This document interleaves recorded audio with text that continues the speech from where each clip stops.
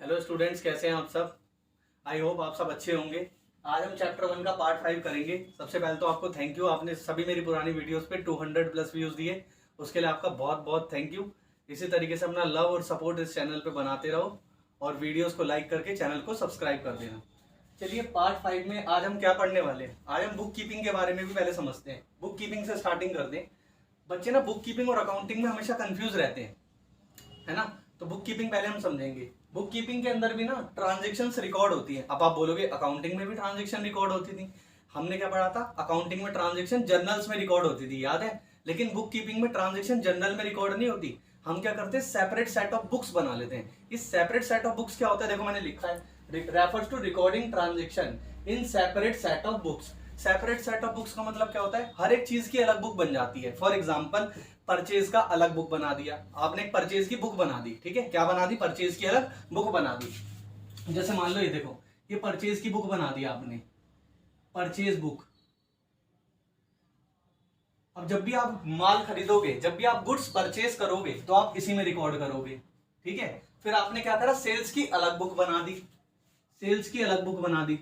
इसमें आप कौन सी ट्रांजेक्शन्स रिकॉर्ड करोगे, सिर्फ और सिर्फ वो ट्रांजेक्शन्स रिकॉर्ड करोगे जब आप अपना गुड्स सेल करोगे। आपने क्या करा, कैश की अलग बुक बना दी, कैश बुक, कैश की अलग बुक बना दी। इसमें आप कौन कौन सी ट्रांजेक्शन रिकॉर्ड करोगे, जब कैश जाएगा या कैश आएगा तब आप ट्रांजेक्शन्स को रिकॉर्ड करोगे। आपने क्या करा, बैंक की अलग बुक बना दी, बैंक बुक, ठीक है। जब भी आपका बैंक का बैलेंस बढ़ेगा या घटेगा तब आप उसको बैंक की बुक में रिकॉर्ड करोगे। तो हम इसे पता है क्या बोलते हैं, हम इसी को बोलते हैं book keeping. Books keeping, book बना के रखना, मतलब आप क्या करते हो, ट्रांजेक्शन्स को तो रिकॉर्ड करते हो लेकिन अलग अलग बुक्स में, अलग अलग बुक में। परचेज की अलग बुक बना दी, सेल की अलग बुक बना दी, कैश की अलग बुक बना दी, तो उसको हम क्या बोलते हैं, बुक कीपिंग। और जबकि अकाउंटिंग में क्या होता था, सभी ट्रांजेक्शन्स हम किस में रिकॉर्ड कर दिया करते थे, जर्नल में। दोनों में डिफरेंस ये है। अच्छा, सबसे ज्यादा एग्जामिनर का फेवरेट सवाल, पता है फेवरेट सवाल क्या है, बुक कीपिंग और अकाउंटिंग में डिफरेंस आता है तो सीधा 5 से 6 नंबर का आता है। हम आराम से समझेंगे और इंपॉर्टेंट सारे मैंने कीवर्ड्स यहाँ पे लिख भी दिए हैं, समझते हैं। बुक कीपिंग की पहले बात करते हैं, बुक कीपिंग क्या होता है। देखो, अब बुक कीपिंग भी एक क्या है, अकाउंटिंग का पार्ट है। आप ऐसा समझ लो, अकाउंटिंग का ही पार्ट है ना बुक कीपिंग भी, क्योंकि इसमें भी ट्रांजेक्शन्स रिकॉर्ड हो रही है। तो बुक कीपिंग में ट्रांजेक्शन्स रिकॉर्ड होती है। कौन सी ट्रांजेक्शन्स रिकॉर्ड होती है सर, पहली बात होती है सिर्फ और सिर्फ मॉनेटरी ट्रांजेक्शन्स रिकॉर्ड। कौन सी, मॉनेटरी, क्योंकि अकाउंटिंग ही हम मॉनेटरी चीजों की करते हैं, तो मॉनेटरी ट्रांजेक्शन्स रिकॉर्ड होंगी। तो बुक कीपिंग में पहला स्टेप क्या होगा, वही होगा सेम, ट्रांजेक्शन्स को आप आइडेंटिफाई करोगे। कौन सी ट्रांजेक्शन्स को आइडेंटिफाई करोगे, देखोगे आप मॉनेटरी है या मॉनेटरी नहीं है। Identifying transaction measuring in terms of money, transaction देखो, उन्हें पैसे के टर्म्स में क्या करो, मेजर करो, पैसे के टर्म्स में निकालो। Recording them in books of accounts and classifying them, यहां पर भी सेम वही होता है। रिकॉर्डिंग देखो क्या लिखा है, वर्ड पे कमांड बनाओ, recording them in books of accounts. Books of accounts, ये बुक्स ऑफ अकाउंट्स ही है, ठीक है। बुक्स के अंदर रिकॉर्ड करो उन ट्रांजेक्शन्स को, और क्या करो, क्लासिफाइंग देम, फिर उनको क्लासिफाई कर लो। क्लासिफाई करने के लिए हम लेजर यूज करते थे, बिल्कुल। पहले क्या करो, अलग अलग बुक्स में ट्रांजेक्शन्स को रिकॉर्ड कर दो, फिर उन्हें क्लासिफाई कर दो। तो ये बुक कीपिंग है। अब अकाउंटिंग में देखो, हमने क्या पढ़ा था, ट्रांजेक्शन्स रिकॉर्ड होती थी जर्नल में, फिर हम उसको क्या करते थे, समराइज करके कम्युनिकेट करते थे यूजर्स को। देख लो, accounting involve summarising the recorded transaction. Recorded transactions को क्या करना है, समराइज करना है। समराइज का मतलब क्या होता था, अंडरस्टैंडेबल फॉर्मेट में बनाने के लिए हम trading account, profit and loss account, balance sheet use करते थे। तो वही चीज है, accounting involve summarising the recorded transaction, interpreting them and communicating the results. उसको समझो और फिर मेरे किसको, यूजर्स को कम्युनिकेट कर दो, ये हम पहले ही पढ़ चुके हैं, ठीक है। तो दोनों में डिफरेंस समझ में आ गया। जब भी डिफरेंस आएगा पहले दोनों में डेफिनेशन लिख देना। देखो मैंने सारे कीवर्ड्स यहाँ लिख दिए, ठीक है। बुक कीपिंग क्या होता है sir, this is a primary stage. देखो अकाउंटिंग के अंदर तो हम प्रॉफिट और लॉस बैलेंस शीट वगैरह सब बना करके देते हैं, सीधा प्रॉफिट और लॉस बैलेंस शीट बना दोगे, नहीं ना, पहले तो ट्रांजेक्शन्स रिकॉर्ड होती है। तो बुक कीपिंग में क्या होता है, बुक कीपिंग प्राइमरी स्टेज होता है, पहले आपको बुक कीपिंग करनी पड़ेगी। तो this is a primary stage, transactions को रिकॉर्ड करना पड़ेगा ना तमीज से अलग अलग बुक्स में, तो ये क्या होती है, प्राइमरी स्टेज, ठीक है। अकाउंटिंग क्या होती है, सेकेंडरी स्टेज। सेकेंडरी स्टेज का मतलब भाई अकाउंटिंग बिगिन होती है जब बुक कीपिंग एंड होती है, ठीक है। तो it is a secondary stage. Book keeping routine in nature. देखो ट्रांजेक्शन तो बिजनेस में रोज होती है ना, रोज रोज ट्रांजेक्शन होती है। कभी किसी को कैश चला गया, कभी किसी से कैश आ गया, कभी कोई माल बिक गया, ठीक है, कभी कोई सा माल खरीद लिया। तो ट्रांजेक्शन बिजनेस में क्या होती है, रोज होती है। तो हम क्या करते हैं, रोज रोज ट्रांजेक्शन को रिकॉर्ड करना पड़ेगा ना भाई, क्योंकि ट्रांजेक्शन तो रूटीन होती है, रोज रोज होती है। तो बुक कीपिंग पता है क्या होता है, routine in nature. Routine in nature का मतलब क्या है, बुक कीपिंग आपको रोज रोज करनी पड़ेगी, रूटीन इन नेचर है।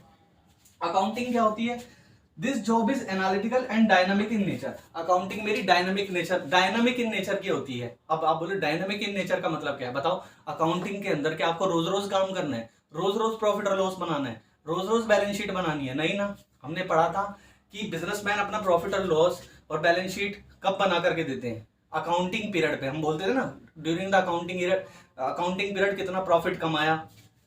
तो अकाउंटिंग क्या होता है, analytical and dynamic in nature है। डायनामिक इन नेचर का मतलब क्या है, सर ये काम रोज रोज नहीं होगा, रोज रोज नहीं होगा, डायनामिक इन नेचर है।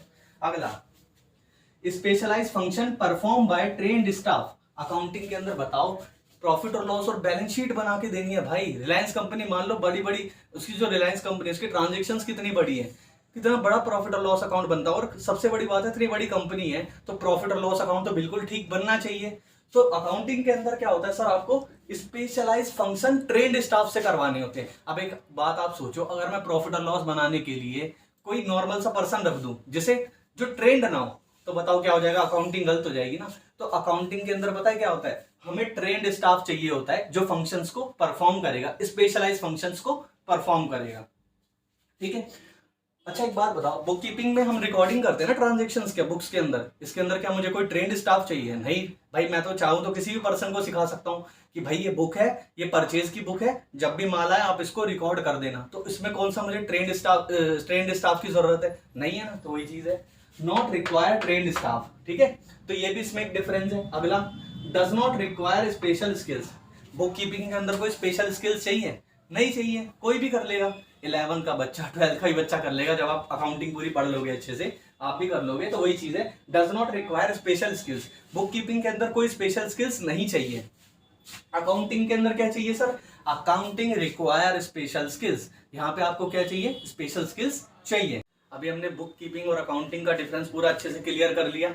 बस एक बार बैठ करके रीडिंग जरूर दे देना और मेरे साथ साथ नोट्स बनाते हुए चलना, ठीक है। रिवीजन के वक्त आपको ये मदद करेंगे, इतना काम जरूर करके चलना। और एक चीज और, वैसे तो मैंने पूरा ये कंटेंट कवर कर दिया बुक कीपिंग एंड अकाउंटिंग का, एक टर्म और छोटी सी रह गई है, वो मैं आपको बता देता हूँ अभी कि जो अकाउंटिंग होती है वो क्या होती है, वाइडर टर्म होती है। ये तो आपको वैसे भी समझ में आ गया होगा, क्योंकि अकाउंटिंग में तो हर चीज इन्वॉल्व है ना, समराइज भी करना है, इंटरप्रिटिंग भी करना है, कम्युनिकेट भी करना है। लेकिन जो बुक कीपिंग है वो वाइडर टर्म नहीं होती, अकाउंटिंग वाइडर टर्म होती है देन बुक कीपिंग, ठीक है। ये भी आप लिख के आ जाना। चलो अब अगले टॉपिक की ओर बढ़ते हैं, जिसका नाम है systems of accounting. Systems of accounting, देखो सिस्टम्स ऑफ अकाउंटिंग पढ़ रहे हैं, याद रखना जब सिस्टम ऑफ अकाउंटिंग पूछेगा तब आपको ये लिखना है। इसे ब्रांचेस ऑफ अकाउंटिंग से कंपेयर मत करना, ब्रांचेस ऑफ अकाउंटिंग अलग है, सिस्टम ऑफ अकाउंटिंग अलग है। अभी सिस्टम ऑफ अकाउंटिंग का मतलब क्या है, सिस्टम ऑफ अकाउंटिंग एक तरीके से आप ये समझो मेथड समझ सकते हो आप। अकाउंटिंग को करने के मेथड्स क्या क्या है, किस किस तरीके से अकाउंटिंग होती है। अभी तो आपने ये सब सीखा, ट्रांजेक्शन्स रिकॉर्ड होंगी, क्लासिफाइंग होंगी, लेकिन उसको भी रिकॉर्ड वगैरह करने की जो आप रिकॉर्डिंग करोगे, ठीक है, तो अकाउंटिंग करते वक्त आप क्या क्या मेथड्स लगा सकते हो, सिस्टम्स लगा सकते हो, उसे हम बोलते हैं systems of accounting. Systems of accounting दो होते हैं, double entry system, single entry system. मैंने क्या बोला, सिस्टम ऑफ अकाउंटिंग दो होते हैं, double entry system, single entry system. Single entry system अभी पहले अच्छे से ना हम डबल एंट्री सिस्टम समझते हैं, उसके बाद हम सिंगल एंट्री सिस्टम भी समझेंगे। पहले सिर्फ और सिर्फ बात होगी डबल एंट्री सिस्टम की। तो मैंने अभी जो नोट्स बनाए हैं, कीवर्ड्स डाले, वो सिर्फ और सिर्फ डबल एंट्री सिस्टम के डाले। समझते हैं डबल एंट्री सिस्टम क्या होता है। डबल एंट्री सिस्टम में देखो मैंने क्या लिखा है, recognises and records both aspects debit and credit of a financial transaction. देखो यहाँ पर ऐसे समझो, जो फाइनेंशियल ट्रांजेक्शन होती है ना, फाइनेंशियल ट्रांजेक्शन वही मॉनेटरी ट्रांजेक्शन जो होती है हमारी, उसके अंदर आपको क्या करना होता है, दोनों एस्पेक्ट रिकॉर्ड करने होते हैं। इसमें दो एस्पेक्ट होते हैं, एक होता है डेबिट, एक होता है क्रेडिट। अब आप बोलोगे डेबिट क्रेडिट क्या है, समझ नहीं आया, ये आपको आगे समझ में आएगा चैप्टर नंबर 8 में, चैप्टर नंबर 6 में, जब आप जर्नल एंट्रीज वगैरह सीखोगे या चैप्टर नंबर 6 सीखोगे, वहां पर भी आपको समझ में आएगा। अभी आपसे मेरे साथ साथ बोलो कि क्या करना होता है, रिकॉग्नाइज करना होता है, रिकॉर्ड करना होता है, both aspect debit and credit. Debit को भी रिकॉर्ड करोगे, क्रेडिट को भी रिकॉर्ड करोगे। देखो डबल, डबल का मतलब क्या होता है, दो। डबल का मतलब क्या होता है, दो, है ना। दो। तो दो एस्पेक्ट कौन कौन से होते हैं? दो एस्पेक्ट होंगे। डबल एंट्री मतलब दो, तो दो क्या होंगे? एस्पेक्ट होंगे। दो एस्पेक्ट होंगे। कौन सा? एक होगा डबल एंट्री, एक होगा डेबिट और एक होगा मेरा क्रेडिट। दो एस्पेक्ट कौन कौन से होंगे? एक होगा डेबिट और एक होगा क्रेडिट। तो दोनों चीजों को आपको रिकॉर्ड करना है, डेबिट को भी क्रेडिट को भी। अब आप बोल रहे हो डेबिट क्रेडिट क्या है, वो हम आगे सीखेंगे, लेकिन एग्जांपल से भी मैंने आपको समझाया डबल एस्पेक्ट होता क्या है। ठीक है, अगला, at the time of recording, at the time of recording, recording के वक्त आपको क्या करना है? One aspect is recorded on debit side. देखो एक एस्पेक्ट जो होगा ना, मैंने क्या बोला, डबल एंट्री में दो एस्पेक्ट होंगे। एस्पेक्ट मतलब ऐसा समझो दो इफेक्ट होंगे, हर एक ट्रांजेक्शन के क्या होंगे? दो इफेक्ट होंगे। ठीक है, तो एक जो इफेक्ट होगा, one aspect is recorded on debit side, एक तो इफेक्ट होगा डेबिट साइड रिकॉर्ड होगा। एक एस्पेक्ट कहां पे रिकॉर्ड होगा? एक इफेक्ट कहां रिकॉर्ड होगा? Debit side. और दूसरा एस्पेक्ट जो होगा वो कहां पे रिकॉर्ड होगा? Credit side. अब आप बोल रहे हो दो एस्पेक्ट कैसे होंगे यार एक ट्रांजेक्शन के? तो उसके लिए एग्जांपल है, एग्जांपल भी मैंने आपके बुक के फ्रेम करे जिससे आपको रीड करते वक्त दिक्कत ना है। गुड्स परचेज्ड इन कैश, मान लो आपने गुड्स को खरीदा किसके अंदर सर? कैश में खरीदा। किसमें खरीदा? कैश में। तो यहाँ पे भी दो एस्पेक्ट होंगे, दो इफेक्ट होंगे। कैसे दो इफेक्ट होंगे? देखो मैंने एरो डाल के लिखा हुआ है, यहाँ पे क्या होंगे? टू एस्पेक्ट्स होंगे। यहाँ टू एस्पेक्ट्स का मतलब क्या है? गुड्स का आना, गुड्स का आना और दूसरा कैश का जाना। देखो जब आप माल खरीदोगे कैश के अंदर तो आपके पास से पैसा जाएगा, माल आएगा। दो एस्पेक्ट हुए ना, दो इफेक्ट हुए, तो इसी को डबल एंट्री बोलते हैं। अब दोनों साइड रिकॉर्ड होंगी।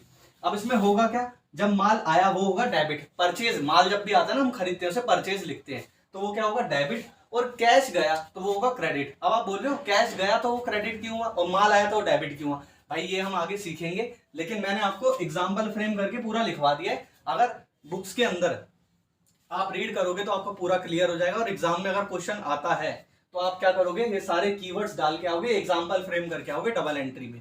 अब हम आगे पढ़ेंगे डबल एंट्री के स्टेजेस वगैरह हम देखते हैं। पूरे डबल एंट्री को अच्छे से क्लियर करने के बाद हम करेंगे सिंगल एंट्री सिस्टम।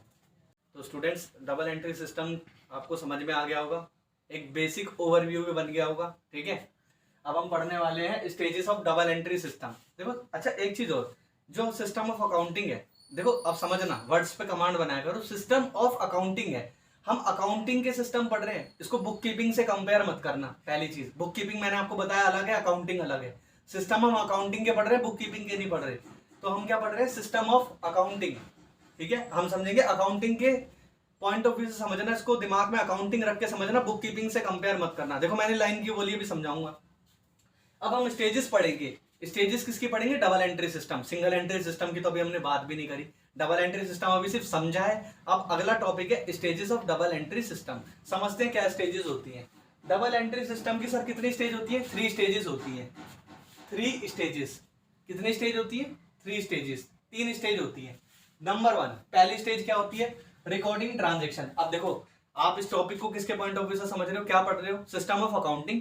तो ट्रांजेक्शन्स किस में रिकॉर्ड होंगी? जर्नल में। अकाउंटिंग में ट्रांजेक्शन्स किस में रिकॉर्ड होती थी? जर्नल में। और बुक कीपिंग में ट्रांजेक्शन्स कहाँ रिकॉर्ड होती थी? बुक्स में, है ना। तो वही चीज है, लेकिन हम तो अकाउंटिंग के सिस्टम पढ़ रहे हैं, तो इसमें ट्रांजेक्शन डबल एंट्री सिस्टम किसका पार्ट है? सिस्टम ऑफ अकाउंटिंग है, मेथड ऑफ अकाउंटिंग है ना एक तरीके से। तो यहाँ पे ट्रांजेक्शन किस में रिकॉर्ड होंगी? जर्नल में। यहाँ पे बुक कीपिंग में नहीं जाएंगी, किसमें ट्रांजेक्शन रिकॉर्ड होंगी? जर्नल में। ठीक है, अब उसके बाद क्लासिफाइंग ट्रांजेक्शन। दूसरी स्टेज क्या होती है? ट्रांजेक्शन्स को क्लासिफाई करना, जो हमने पहली क्लास में सीख लिया था अकाउंटिंग करते वक्त, है ना। क्लासिफाई का मतलब क्या होता है? ट्रांजेक्शन्स को अलग अलग करना, लेजर्स बनाना, हर एक अकाउंट का अलग लेजर बनाना, जिसको पता है हम क्या बोलते हैं? Posting of transaction. जो ट्रांजेक्शन आपने रिकॉर्ड करी है ना जर्नल से, उसी को आप किसमें लेकर के, उसी से आप क्या करते हो? लेजर्स में ट्रांजेक्शन्स को लेके जाते हो। तो ये रहा लेजर। पोस्टिंग, इसको पता है हम क्या बोलते हैं? पोस्टिंग ऑफ ट्रांजेक्शन भी बोलते हैं, आगे सीखोगे आप। लेजर पोस्टिंग, है ना। And then prepare trial balance. फिर आपको क्या बनाना होता है? Trial balance. देखो अभी रुक जाओ, मैं पूरा ना माइंडसेट आपका बनाऊंगा, पूरी हायरार्की बनाऊंगा, अभी आप समझते रहो बस। ठीक है, अगला, पहले हमने ट्रांजेक्शन्स को रिकॉर्ड कर लिया, जर्नल में क्लासिफाई कर दिया। जो ट्रांजेक्शन आपने रिकॉर्ड करी थी उनको क्लासिफाई कर दिया किसमें? लेजर में, मतलब पोस्ट कर दिया। ठीक है, अब हम क्या करेंगे? Closing the books and prepare final account. अब आपकी बुक्स क्या हो जाएंगी? क्लोज हो जाएंगी, मतलब अब ईयर एंड होगा, साल खत्म होगा, उसमें आप फाइनल अकाउंट्स बनाओगे। अब सर ये फाइनल अकाउंट्स क्या होते हैं? वही trading account, profit and loss account and balance sheet. ठीक है, तो ये थी हमारी क्या? Stages of double entry system. दोबारा से एक बार रिव्यू करवा देता हूँ। रिकॉर्ड करोगे ट्रांजेक्शन्स को जर्नल में, क्लासिफाई कर दोगे ट्रांजेक्शन्स को किसमें? लेजर में। जो आपने ट्रांजेक्शन जर्नल में रिकॉर्ड करी है ना, उनको आप लेजर में क्या करते हो? क्लासिफाई करते हो, जिसे हम पोस्टिंग भी बोलते हैं। ठीक है, उसके बाद आप क्या करोगे सर? ट्रायल बैलेंस बनाओगे। फिर उसके बाद क्या होता है, फाइनल अकाउंट्स बनते हैं। बुक्स क्या हो जाती, क्लोजिंग द बुक्स, बुक्स आपकी क्लोज हो जाएंगी, साल क्लोजिंग द बुक्स का मतलब है साल खत्म हो जाएगा। और फिर क्या बनाओगे आप, फाइनल अकाउंट्स बनाओगे। फाइनल अकाउंट्स का मतलब क्या होता है, trading account, profit and loss account and balance sheet. अब देखो हायरार्की समझो, आपको ना अभी दिमाग में बहुत सारी खिचड़ी पक गई होगी, जर्नल मतलब ये क्या चलता कैसे है। देखो सबसे पहले पता है क्या होता है, सबसे पहले ट्रांजेक्शन तो जर्नल में आप रिकॉर्ड कर लेते हो। कंपनीज करती क्या है, पहले ट्रांजेक्शन्स को जर्नल में रिकॉर्ड करती है, फिर पता है क्या करती है, पहले करती है ट्रांजेक्शन को जर्नल में रिकॉर्ड, फिर दूसरा करती है इनको लेजर में लेके जाती है। जो ट्रांजेक्शन जर्नल में रिकॉर्ड करी है उसको लेजर में लेके जाती है, इसको बोलते हैं पोस्टिंग। ठीक है, अब देखो जर्नल हो गया, लेजर हो गया, इसके बाद पता क्या बनता है सर, इसके बाद बनता है ट्रायल बैलेंस। अब आप बोलिए ट्रायल बैलेंस क्या है, आगे समझेंगे, अभी सिर्फ समझते रहो क्या क्या होता है। ठीक है, तीसरे स्टेप पे बनता है ट्रायल बैलेंस। ट्रायल बैलेंस बनने के बाद पता क्या बनता है, ट्रायल बैलेंस बनने के बाद बनता है आपका trading account and profit and loss account, जिसे मैं शॉर्ट में P/L बोलता हूं, प्रॉफिट एंड लॉस अकाउंट। और फिर आपकी क्या बनती है सर, बैलेंस शीट बनती है। इस तरीके से हायरार्की बनती है। अब आपके देखो दिमाग में खिचड़ी जो होगी वो हट गई होगी, किस तरीके से काम होगा, इस तरीके से काम होगा। इसको बना लेना, आपको हेल्प करेगा, और नोट्स अपने प्रिपेयर करते चलना। ठीक है, stages of double entry system हमारा होता है complete. Students, double entry system के स्टेजेस को समझने के बाद आज हम इतना ही रखते हैं। अब हमारा क्या क्या बचा है इस चैप्टर में, features of double entry system बच गया है, advantages of double entry system बच गया है, और सिंगल एंट्री सिस्टम बच गया है। ये हम क्या करेंगे, नेक्स्ट क्लास में करेंगे। लेकिन जब तक आपका होमवर्क क्या होगा, जितने भी पार्ट्स अभी तक कंप्लीट हुए हैं उसके नोट्स बना लीजिए, एक बार उसको रिवाइज कर लीजिए, और कल हमारे पार्ट में चैप्टर कंप्लीट होगा, उसके क्वेश्चंस जो बैक साइड पे दिए हैं TS गरेवाल सर की, उसको आप ट्राई कर लेना। ठीक है, तो मिलते हैं अगली वीडियो में, बाय बाय।